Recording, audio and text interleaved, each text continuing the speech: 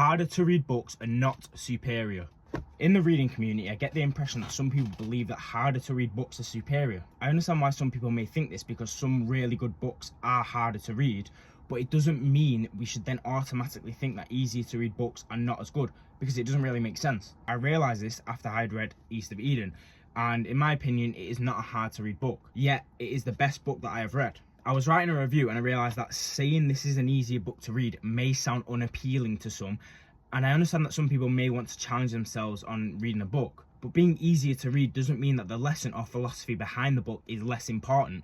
Some of the books with the most important philosophies behind them that I've read have not been hard to read.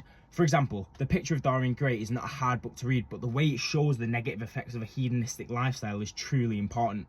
I think this perception may come from the fact that some of the best books with important lessons and philosophies behind them are classics, and they were written with older language that we find harder to read today, or they were written in the past in a different language and translated, which just makes it harder to read in English anyway. So yeah, don't get put off a book if you have heard that it's easier to read, because that doesn't necessarily make it worse.